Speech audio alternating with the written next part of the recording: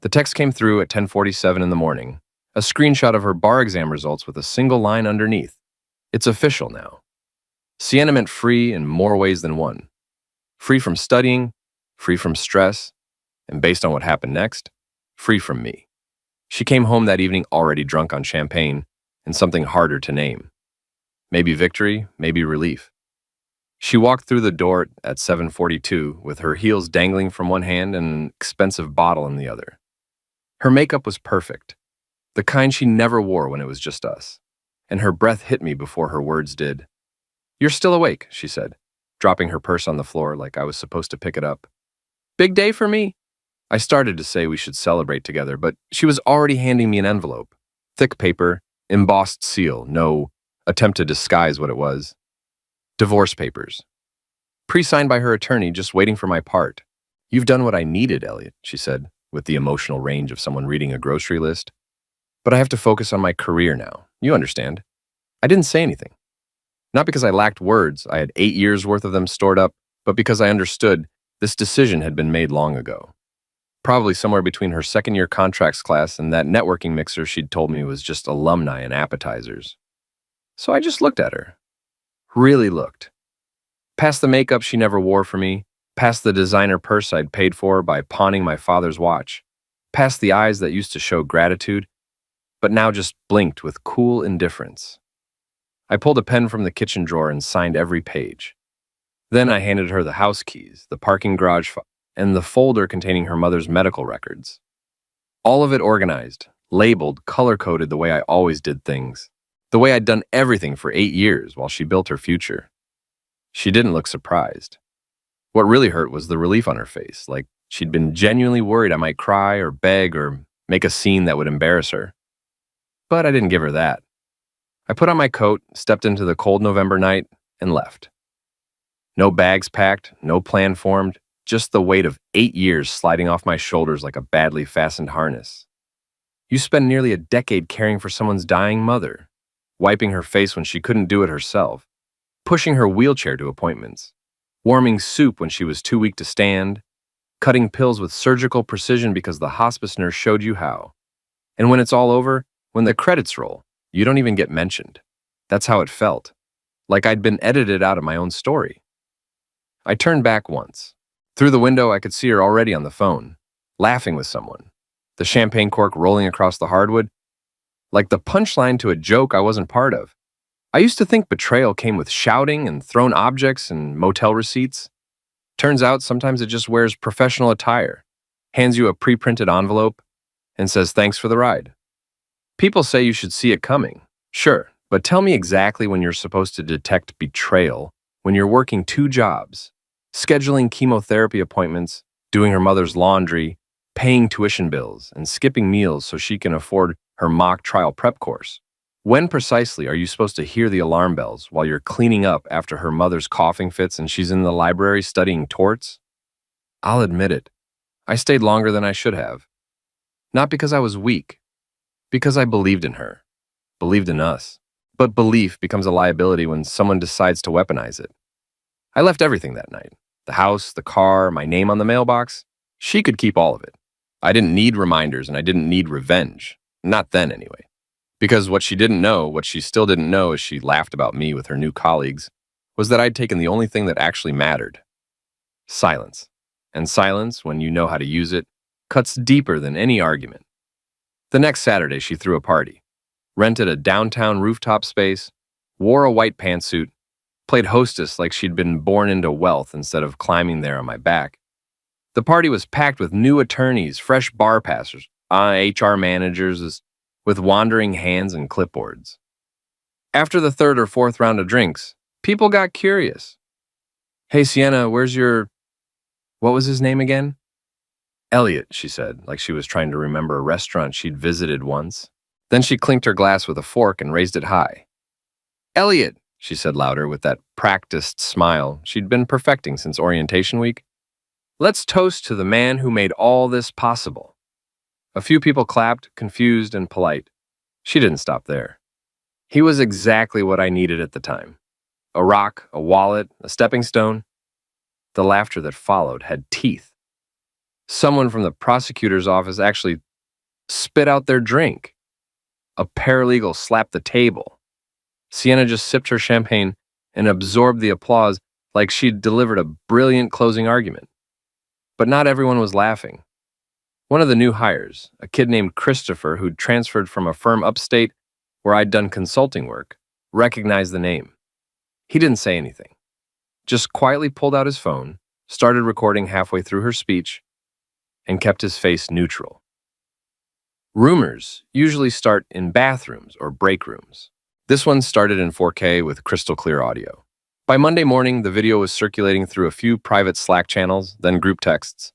Then someone in HR received it with a note. "This seems problematic." Sienna never noticed. She was too busy updating her LinkedIn to Associate Attorney Commercial Litigation and uploading a new bio that read, "Built my life from scratch. No handouts, just hard work." No handouts. That's interesting, considering I once pawned the only thing I had left from my father to cover her final semester textbooks. But sure, just hard work. She even posted a photo from the party with the caption, "Sometimes it just takes a stepping stone." What she didn't realize was that someone in that room had known me. Not well, not recently, but enough. They'd seen the chair I slept in beside her mother's hospital bed. They'd had dinner in our cramped apartment once. They'd watched me carry Sienna's textbooks to her car because she didn't want to scuff her heels before moot court. And now they were watching her stand on my bones like they were marble stairs. The slander didn't even sting anymore. By then I was past pain. What interested me was her confidence. Because when someone thinks the past can't touch them, that's when they're most vulnerable. When they laugh too loud, toast too publicly, speak without thinking consequences. That's when someone, somewhere, always hits record. I didn't rent a motel or crash with friends. I walked into the train station, picked the 4th destination on the departure board, and got on. I don't remember where it went, just that it was far enough for silence to settle properly. I burned my SIM card first, then deleted the email account, then the old identity. Elliot S. Morgan didn't exactly disappear. He shed his skin.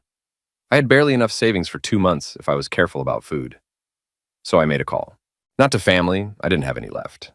I called a client I'd once helped without charging him, a struggling software startup founder with more ambition than capital and a desperate need for help with contracts, licensing agreements, and equity structures. "I don't want money," I told him. "I want equity, a small percentage, quiet in the background. Let me help you avoid getting destroyed," he agreed. I rewrote his intellectual property clauses, cleaned up his financial records, and caught a clause from a silent investor that would have essentially turned him into an employee of his own company within 6 months. In exchange, he gave me 4% equity and introduced me to 2 other founders in similar desperate situations. That was the first year. Sienna, meanwhile, made partner track at a boutique litigation firm. Fast track because of raw intelligence and relentless discipline. According to her profile in the local legal magazine, the photograph showed her holding an award plaque and gazing off camera like justice itself was whispering privileged information. Her bio claimed she'd risen from adversity and had no safety net. Fascinating word choice, considering I was that net. I didn't follow her career actively, didn't cyberstalk or obsess. I made a rule, no looking backward. But occasionally her face appeared in an article or a panel discussion or a speaking engagement listing. She was climbing the ladder. I was still underground, building the foundation. By year 2, I was sitting in on board calls and advising on mergers and acquisitions under a different name, E.R. Caldwell. I liked how it sounded, forgettable, mild, the kind of name that gets typed in emails and immediately forgotten. But the results stuck around. The companies I worked with started avoiding litigation entirely, negotiating better deals, preventing problems before they materialized. One of them got acquired for 8 figures. The founder tried to wire me a substantial bonus. I told him to reinvest it into a new holding structure I'd help him build quietly. I was becoming the person CEOs called when they didn't want their official lawyers to know how frightened they actually were. I never raised my voice, never filed public complaints, never mentioned her name to anyone, because this wasn't about revenge. Revenge implies emotion and impulse. This was architecture. You don't build skyscrapers because you're angry at the ground. One day I received a call from a finance consultant I'd never met. Said he was handling restructuring for a trust with serious litigation exposure and needed someone to help navigate strategy. Off the books, flexible, discreet, someone with backbone and shadows. Where did you get my name? I asked. From someone who said you saved his company's future. That could have been any of 3 people by then. That project led to another, then another. I never went on official payroll anywhere. Never signed anything with my real name. But behind closed doors, people started referring to me as the person who made problems disappear. The kind of consultant who didn't ask for credit, just position. By the start of year 3, I had equity stakes in 6 companies, 2 retainer agreements bound by non-disclosure agreements, and an office nobody knew I used. Sienna, meanwhile, had professional headshots, social media hashtags, and press quotations. Just hard work, she liked to say in interviews. But hard work is loud and visible. What I was constructing couldn't be announced. It had to be whispered. Because eventually, without intending to, she was going to walk into a room and discover just how far whispers can travel. The deal was supposed to be straightforward. Sienna even said so in the initial meeting, right before sipping an $18 oat milk latte and telling her assistant to clear Thursday evening for celebration drinks. It was a textbook acquisition. Merrick Technologies, a rapidly expanding software company, was buying out Thornton Manufacturing, a legacy industrial parts supplier with aging leadership and no succession planning. The Thorntons, 2 elderly brothers and a niece, handling public relations like she was still using carbon paper, had been circling retirement for years. Sienna's assignment was to guide the transaction through legal complications. Clean, quick, professional. Instead, the whole thing started rotting from inside. The first delay seemed harmless. One of the Thornton brothers missed a deadline submitting valuation documents. Then their tax records arrived incomplete. Then came a notice of procedural counterfiling. Sienna assumed it was just stubborn old businessmen digging in their heels. But then a letter arrived. 2 pages. Procedurally precise, oddly anticipatory. It flagged a potential violation in the early due diligence requirements. Nothing catastrophic, but phrased cleverly enough to raise serious concerns with Merrick's board of directors. The language was surgical, too surgical for aging manufacturers. Sienna read it 3 times, then passed it to her associate, who frowned and said, "This is actually razor sharp, like professionally sharp." She dismissed it. "We'll respond by end of business. They're bluffing." They weren't bluffing. 3 days later, a second letter arrived, requesting an extension due to unresolved questions about valuation methodology, including potential internal bias toward intangible assets. Translation: they were accusing Sienna's team of structuring the deal to unfairly benefit the buyer. Merrick's general counsel called her directly. "Why does this feel like we're walking into a trap? This was supposed to be a handshake deal. Now we're getting systematically outmaneuvered."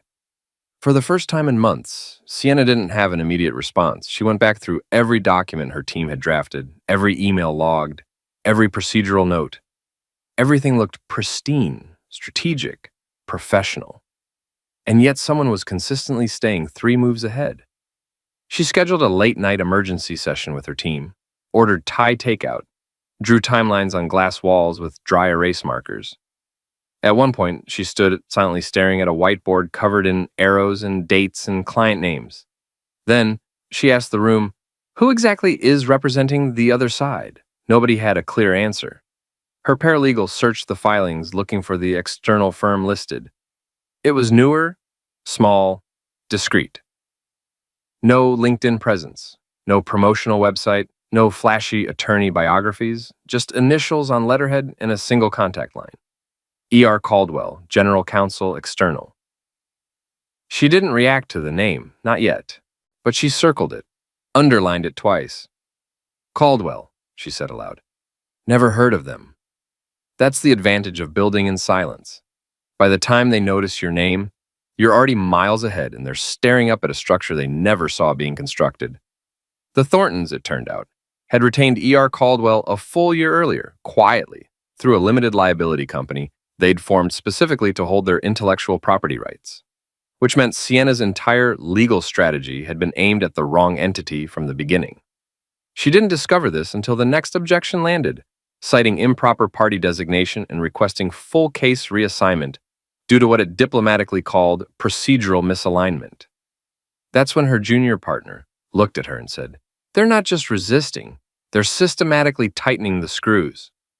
Sienna's pride activated. She buried herself in counter motions, spent entire weekends redrafting contracts, started snapping at staff members and showing up to the office in sweatpants and exhaustion. But something kept bothering her. Every time she adjusted strategy, the other side adjusted faster. Every clause she thought was airtight came back leaking. Every assumption got dissected before she could defend it. And the worst part, no leaks, no insider information, no dramatic courtroom confrontations, just calm, quiet, relentless pressure. The merger never closed. The deal didn't explode spectacularly. It suffocated slowly. And Sienna, accustomed to being the apex hunter in every negotiation, was now chasing shadows she couldn't identify. The rules had changed, but she still hadn't figured out who was teaching them. Sienna was the last person in the office that night. The only sounds were the air conditioning vents humming and the occasional clink of ice in her glass. The Thai food she'd ordered hours earlier had congealed in its paper container. Her desk looked like a crime scene. Sticky notes everywhere, half-shredded drafts, highlighters bleeding yellow onto contracts she'd been trying to salvage. She'd been attempting to piece together the Thornton disaster for 6 straight hours, and it was still unraveling faster than she could repair it. She reached for the latest courier delivery from opposing counsel. Sealed envelope, red-stamped, marked urgent in that infuriatingly professional font. She already knew what it would contain: another delay, another procedural trap. She opened it with one hand while still scanning her computer screen, barely glancing down. Then her eyes caught the signature block at the bottom of the closing paragraph. Filed respectfully by counsel for plaintiff, Elliot S. Morgan, General Counsel, Caldwell Holdings. She stopped breathing. Completely froze. No way. Impossible. She leaned close, thinking maybe she'd misread it. Some intern with a similar name, some distant cousin, a coincidence. But there it was again, typed clearly, professionally signed, Elliot S. Morgan. She didn't breathe for several seconds. Her fingers tightened around the page until the paper warped and creased. She read it again, then again. Then she leaned back very slowly in her chair and stared at the ceiling like the explanation might be hiding in the acoustic tiles. Elliot. Her Elliot. The man she'd told, "You're just not part of the future I envision." The man she'd discarded like expired produce. The man she'd publicly toasted about like a glorified assistant who'd outlived his usefulness. She hadn't seen his name in years. He'd vanished so completely it was like he'd been erased from existence. She'd assumed he was probably managing some small business somewhere or living quietly in some forgettable town. But this, General Counsel of Caldwell Holdings, the very entities she'd failed to properly identify during due diligence because they'd concealed their interests behind shell acquisitions and documentation so tight even her senior partner hadn't cracked it. She looked at the document again. No middle initial error, no typo, no alias. It was him. The silence in the room became oppressive, like the walls were pressing inward to witness her reaction. She reached for her phone instinctively but didn't call anyone. What would she even say? "Remember the man I abandoned the day I passed the bar?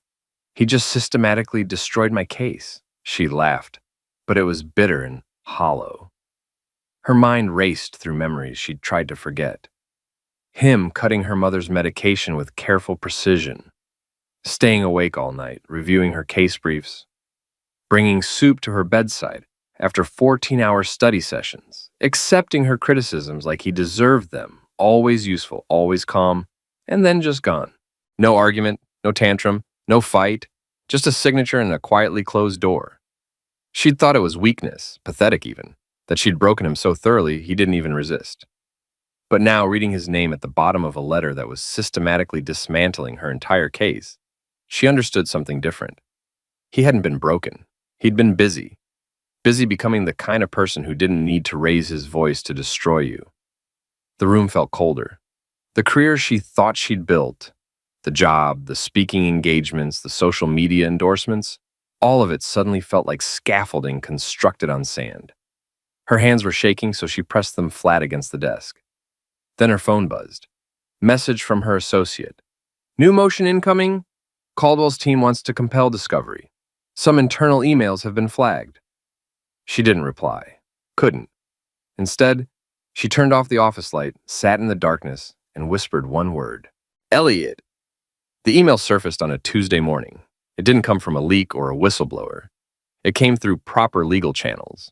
Stamped, formatted, filed as Exhibit B in a motion that arrived in her inbox like a wrecking ball.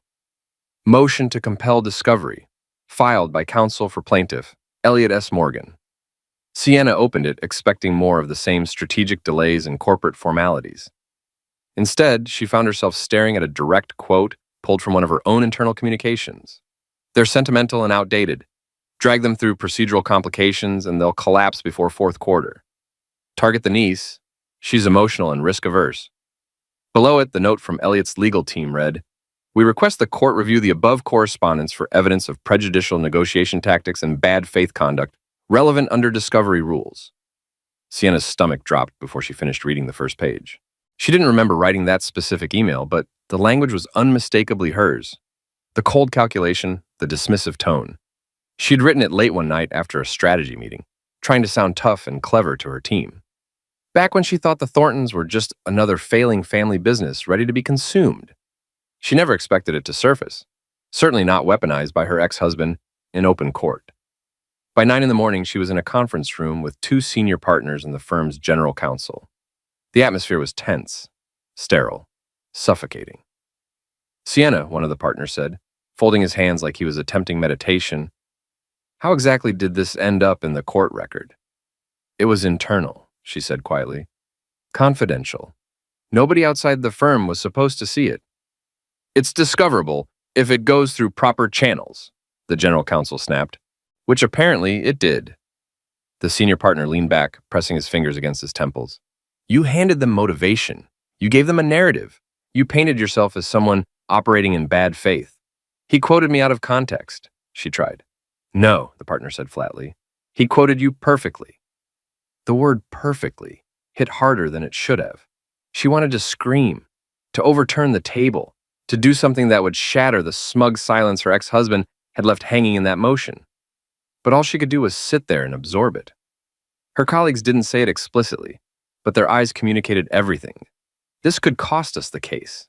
This could cost you everything. And the worst part?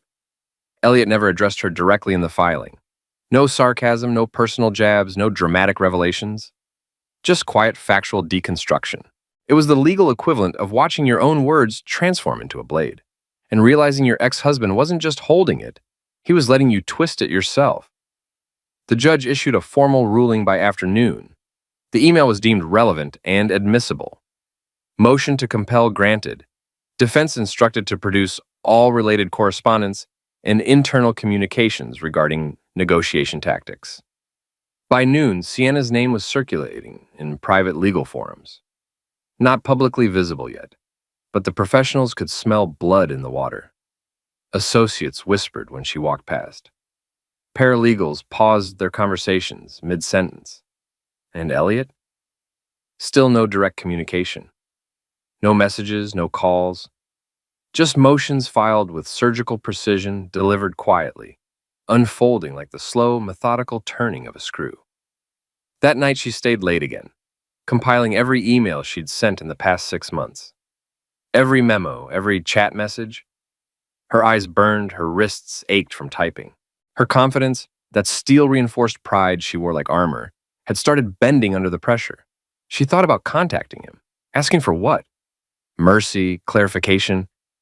But there's no defense against your own documented words. The next morning, someone slid a note under her office door. No signature, no envelope, just a sticky note with 3 words in block letters. Words are evidence. It wasn't signed. It didn't need to be. Sienna called the motion a formality, a procedural nuisance. She told her team it would be denied, but they had to at least attempt removing Elliot as the opposing counsel due to prior personal connection. She used exactly those words in the filing. Not marriage, not 8 years of caregiving, just connection, vague and sanitized, like he was some old acquaintance who'd once borrowed her textbook. The judge reviewed the motion without scheduling a hearing, issued a denial in under 48 hours. Just one line, No evidence of current or potential bias preventing impartial legal representation. Motion to disqualify denied. She read it twice, printed it, then fed it through the shredder for no reason except to hear something tear. Then her firm's administrative assistant knocked on her door, face pale, holding another envelope. "It's a notice," he said, "addressed to the managing partners." She took it, opened it, and for the second time in as many weeks, her name felt like a stone lodged in her throat. Professional Oversight Council Appointments Update.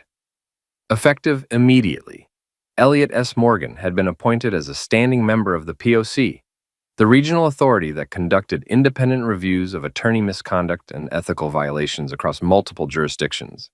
He was now one of 6 members with voting power, jurisdiction over disciplinary hearings, subpoena authority, public reprimand authority.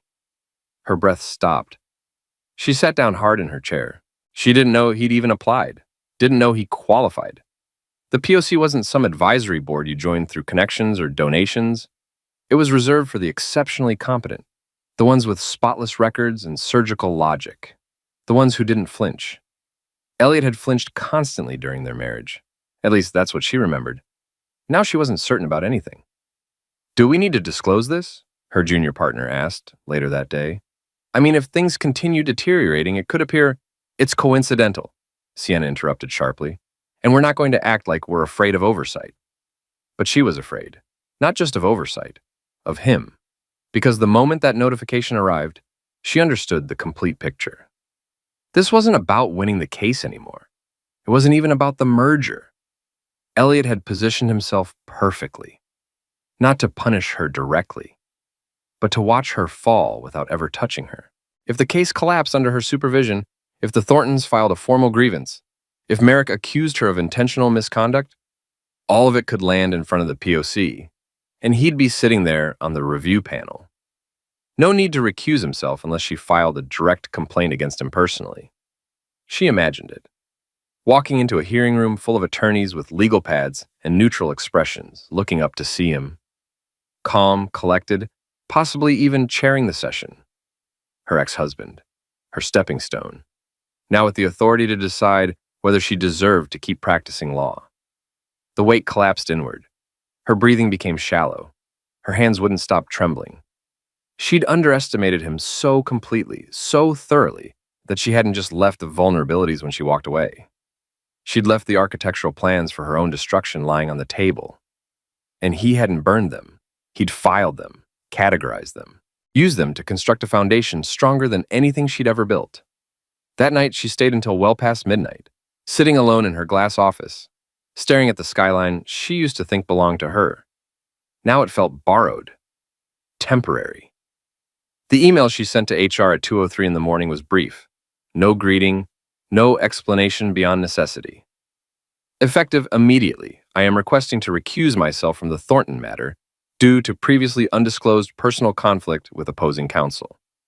The next morning, she copied the managing partners, the general counsel, even her executive assistant, to make it appear transparent and responsible, like a diligent attorney catching an oversight before it became a problem. It was too late. By noon, Elliot's team had filed a formal objection to her recusal. The objection wasn't emotional or theatrical, just another meticulously constructed document, delivered like all the others, sharp and cold and surgical. In it, his associate presented a chronological timeline of the case, highlighting Sienna's direct involvement in at least 11 separate strategic decisions made after her office received documents bearing Elliot's signature. More damaging was the attached appendix, a series of internal emails she'd sent, all dated after she'd seen his name, where she continued directing the case, coordinating strategy sessions, and even mocking the Thornton side's approach. The final evidence came from a screenshot of the firm's internal calendar system. Sienna had marked the day she first received Elliot's name with a private notation labeled H.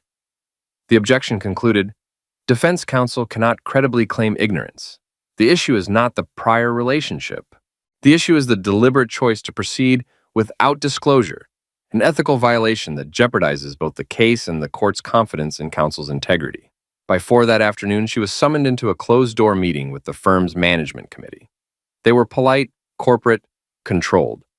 One of the senior partners, the same person who'd once told her she had the ruthless focus of a sniper, didn't even look up from the conference table. He just asked flatly, "Did you ever formally disclose the relationship, Sienna?" She hesitated. "Not formally," she admitted, "but it wasn't intentional deception. I didn't think it would affect—" "That determination isn't yours to make," another partner interrupted. "The moment his name appeared in any filing, you should have flagged it. Not 6 weeks into negotiations. Not after discovery motions. Immediately." The general counsel flipped through the documentation in front of him. "You had every opportunity. Multiple opportunities. This looks like you concealed a conflict to maintain control of a high-profile case." "It wasn't strategic," she insisted. "It was panic. I was trying to protect the firm's interests." The words hung in the air. Protect the firm. The irony was suffocating, because now the firm was trying to protect itself from her. "Sienna," the general counsel said quietly, "do you understand the optics here?" She didn't answer because she absolutely understood. It appeared she'd hidden a personal conflict to keep managing a lucrative case, then panicked and tried to retroactively cover her tracks when things deteriorated. It suggested her silence wasn't mere oversight, but calculated omission. It meant negligence at minimum, and at worst, ethics violations that could trigger disciplinary proceedings. And everyone in that room knew exactly who would be sitting on any disciplinary board if it reached that point. Nobody said Elliot's name. They didn't need to. By the time she returned to her office, her access to the Thornton case files had been revoked. Her email was flooded with requests for documentation, meeting transcripts, procedural clarifications, timeline verifications. The firm's internal investigation had officially begun. Her assistant wouldn't make eye contact. One of the junior associates who'd previously idolized her walked past and deliberately turned his face toward the wall, like being seen near her carried contamination risk. That afternoon, she locked her office door and sat alone with her phone, staring at the contact entry. She'd never deleted it. Elliot M. No photo, no recent calls, just a string of numbers. Her thumb hovered over the screen. She wanted to scream at him, beg him, apologize, threaten, something. But what could she possibly say? That she didn't mean it? That he was right about her? That she was sorry for the toast, for the arrogance? For not recognizing who she was actually dealing with? The words wouldn't form because she wasn't just losing the case. She was losing her reputation, her career, her grip on everything, and every unraveling thread traced back to the moment she failed to treat him like more than a resource to be depleted and discarded. Now the damage wasn't just internal, it was becoming visible. And all of it, every crack, had started the moment she underestimated the person she'd stood on to reach higher ground. The hearing room was smaller than she'd expected. No grand courtroom, no dramatic wood paneling, just a carpeted conference space with harsh fluorescent lighting, room temperature water pitchers, and a semicircle of silent judgment behind name placards. Sienna sat at the defense table, hands folded neatly, projecting calm she didn't feel. Her blazer was perfectly tailored, her hair immaculate, but internally she was collapsing. Her firm hadn't pulled her from the case. Whether that was strategic calculation, punishment, or optics management, nobody said explicitly. They just told her she was still lead counsel. And now, as opposing counsel prepared their final presentation, all she could hear was paper rustling and the buzz of a failing light fixture overhead. Elliot didn't speak immediately. He stood, buttoned his jacket, walked to the center of the room with that same maddening patience he used to have when organizing her mother's medications by hand. Then he addressed the arbitration panel directly, cleared his throat, and began. In Exhibit F, you'll find a transcription from an audio recording submitted by a third party. An excerpt taken from a social gathering approximately 3 days after defense counsel's bar certification. Sienna's pulse hammered in her ears. She knew what was coming. Still prayed he wouldn't actually do it. Elliot maintained perfect professional neutrality. The following words are attributed to Ms. Sienna M. Langston. He was just a stepping stone. I needed stability while I built something real. Well, the kind that makes oxygen feel scarce. Elliot didn't turn toward her, didn't allow even a flicker of personal emotion to surface. It was pure clinical precision. But the room reacted. One panelist raised an eyebrow. Another shifted uncomfortably. Even the stenographer paused mid-keystroke. Sienna sat frozen, mouth dry, lungs constricted, vision tunneling just enough to blur peripheral details. She felt every eye shift toward her, subtle as settling dust, but unmistakable. He was just a stepping stone.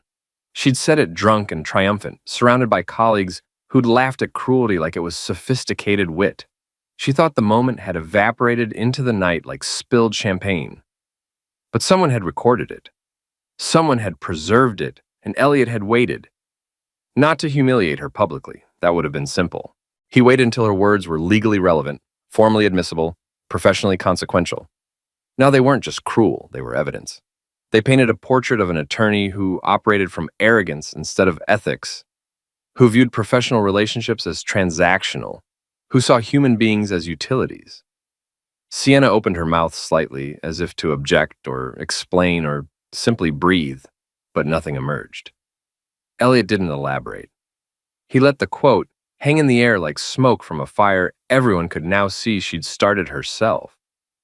When he finished, he returned to his seat without glancing in her direction. She felt her chair sinking. Across the room, her firm's general counsel avoided her gaze. The partner who'd come with her studied a legal pad he wasn't writing on. The associate who'd once admired her sat expressionless in the back row. Nobody moved to support her. Nobody interrupted. And Elliot just took a measured sip of water, opened his briefcase, and began organizing the next exhibit like this was routine procedure. Sienna felt it then. Not just the sting of exposure, but complete isolation. A hollowness carved by the gradual realization that her collapse wasn't caused by one mistake or one adversary. It was every small choice she'd thought wouldn't matter, every shortcut taken, every dismissive remark, every assumption that people you step on will never rise again. And now she was the one being observed, evaluated, quoted, and judged. The rest of the hearing blurred. Motions, statements, procedural conclusions. But nobody remembered anything except that single line. The line that followed her out of the room, down the hallway, into the elevator like a shadow stitched permanently to her identity. By the time she returned to her office, the HR director was waiting inside with a neutral expression and a sealed envelope. No conversation, just policy and procedure. The case didn't explode. It evaporated. A week after the hearing, Merrick Technologies quietly terminated the acquisition. Their general counsel issued a generic statement about strategic recalibration, but everyone understood it was mercy killing. Too much negative exposure, too much liability risk, zero appetite for a deal now radioactive with scandal. Internally, Sienna's firm conducted what the official email called a strategic personnel reallocation. She wasn't fired outright. That would have generated headlines and questions. She was just detached. Her name disappeared from the firm website. Her office got packed by someone else. Her email account deactivated without ceremony. Her severance came sealed behind a non-disclosure agreement so restrictive even rumors couldn't breathe through it. One partner offered a weak handshake in the lobby. Another gave a shoulder touch so brief it felt like static discharge. Nobody said goodbye. Nobody referenced the hearing. Nobody used the phrase stepping stone. They didn't need to. She moved into a sublet apartment half the size of her previous place, with air vents that clanked like they were coughing up judgment. She submitted applications to 5 different firms, got one response, a polite rejection. She started rewriting her resume with softer language, vaguer titles, strategic legal consultant, private advisory counsel, anything to scrub away the stench of exposure. Then, one afternoon, weeks after the silence had started feeling normal, someone knocked on her apartment door, not the building manager, not food delivery. A woman in a professional blazer, sunglasses still on, no identification badge, no clipboard, just a brown envelope in hand. "For Ms. Langston," she said, and left before Sienna could formulate a question. No sender listed, no postage stamp, just her name, handwritten in black ink. She opened it at the kitchen counter, breath held, stomach tight. Inside was a single document, her original divorce filing from years ago. Same envelope, same pages, same red stamp across the top. But now there was something new at the bottom, just beneath the final signature line in handwriting she'd recognize anywhere. Clean, deliberate, unmistakably his. Stepping stones don't move backward. Best of luck climbing alone. No signature, no return address, no contact information, just that. Sienna stood there, hands trembling. Not with rage, but with something quieter and heavier. Like gravity had shifted and was pulling her spine down one vertebra at a time. She read it again. Then, once more.